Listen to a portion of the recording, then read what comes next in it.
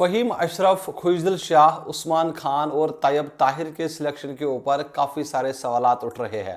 Fans अलग अलग reaction दे रहे हैं और काफ़ी सारे फैंस खफा है पीसीबी से कि भाई आखिरी मोमेंट पर फ़हीम अशरफ को कैसे चैंपियंस ट्रॉफी के स्क्वाड में रखा गया है।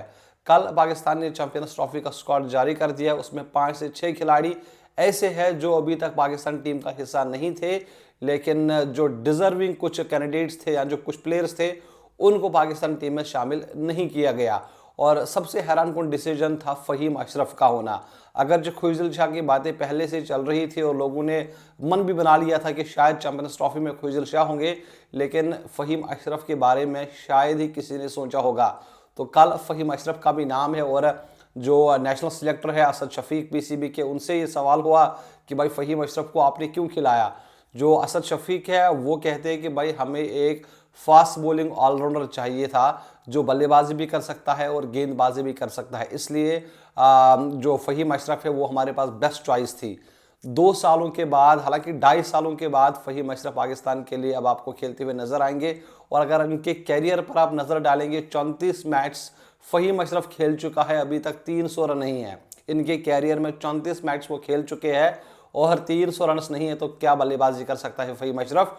उसके साथ साथ गेंदबाजी भी अगर आप देखेंगे तो 34 मैच में महज इन्होंने 24 विकेट्स लिए हैं। और अगर आप फ़हीम अशरफ को मोहम्मद वसीम जूनियर से कंपेयर करेंगे ना, अब फ़हीम अशरफ की एवरेज अगर आप देखेंगे बल्लेबाजी में तो महज 10 किया है, और वही जो वसीम जूनियर उन्होंने 20 मैच खेले हैं। अगरचे बल्लेबाजी की एवरेज उनकी भी खास नहीं है, सिर्फ 11 के एवरेज से वो भी रन्स बना रहे हैं, लेकिन गेंदबाजी में मैं मोहम्मद जो वसीम जूनियर है उनको फ़हीम अशरफ से आगे रखता हूं। भाई साहब इन्होंने 20 मैच में ही तकरीबन 35 विकेट 34 विकेटें लिए हुए हैं। तो आप अंदाज़ा लगाइए कि जो पाकिस्तान क्रिकेट बोर्ड वो किस तरह का डिसीजन ले रही है। और ये आज की बात नहीं, आप देखिए जो T20 वर्ल्ड कप 2024 था उसमें भी आखिरी मोमेंट पर इमाद वसीम और मोहम्मद आमिर को शामिल किया गया था। और इस चैंपियंस ट्रॉफी में भी एक तो सबसे पहले तैयब ताहिर, जिनका नाम भी नहीं था कि शायद तैयब ताहिर होंगे नहीं होंगे। उस्मान खान की बातें हो रही थी कि उस्मान खान को ड्रॉप कर दिया गया है, लेकिन उस्मान खान को फिर से मौका मिला। फ़हीम अशरफ को मौका मिला और खुशदिल शाह। अब ये जो खुशदिल शाह और फ़हीम अशरफ है इनको इसलिए मौका मिला है क्योंकि ये फिलहाल BPL खेल रहे हैं जहां पर ये अच्छी परफॉर्मेंसेस दे रहे हैं। तो मैं आपको बताऊं कि भाई साहब लीग में अगर बंदा परफॉर्म करेगा ना, आप उसको उस बेसिस पर सिलेक्ट नहीं कर सकते। आपके सामने एग्जांपल है उस्मान खान की, जो PSL में तबाहकुन बल्लेबाजी किया करते थे, हर मैच में 50, हर मैच में सेंचुरी बनाते थे, लेकिन जब यही उस्मान खान फिर इंटरनेशनल में आया तो भाई साहब आप मुझे बताइए क्या परफॉर्मेंसेस रही उस्मान खान की। इसलिए जो लीग में खेलना फिर इंटरनेशनल में खेलना, इसमें काफ़ी ज़्यादा फ़र्क है।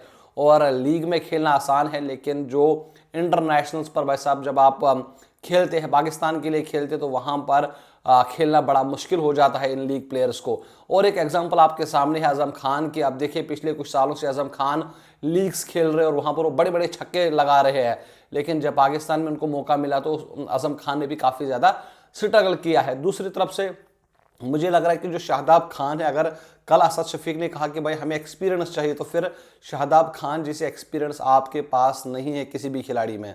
शाहदाब खान को फिर पिक कर लेना चाहिए। जहां पर दूसरे टीमें 2-2 3-3 स्पिनर के साथ जा रही है, वहां पर पाकिस्तान ने सिर्फ एक स्पिनर को खिलाया है, वो है अबरार अहमद। आपके पास बाकी चॉइस है सलमान अली आगा की, खुशदिल शाह की, लेकिन वो प्रॉपर स्पिनर नहीं। आप इंडिया को देखिए, 4 स्पिनर्स के साथ इंडिया गई है।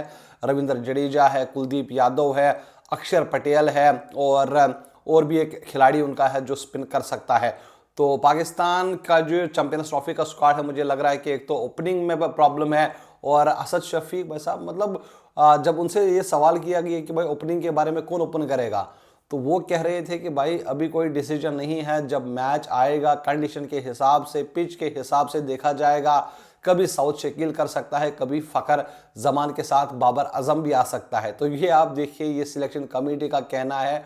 और ये ऐसी ट्रॉफी है या जो ऐसा इवेंट है, ये यहाँ पे आपको क्लियर माइंड होना चाहिए। पहले ही आपको माइंड बनाना है कि भाई साहब ये हमारे ओपनर्स रहे, ये हमारा मिडल ऑर्डर है, ये हमारा लोअर मिडल ऑर्डर है और ये हमारी गेंदबाजी है।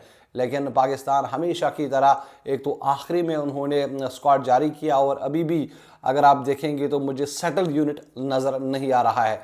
फिलहाल आप किस तरह से इस चैंपियंस ट्रॉफी के स्क्वाड को रेट कर रहे हैं, आप मुझे अपनी राय जरूर कमेंट्स में दीजिए। आप मुझे इजाजत दीजिए, आप अपना बहुत सारा ख्याल रखेगा। अल्लाह हाफिज़।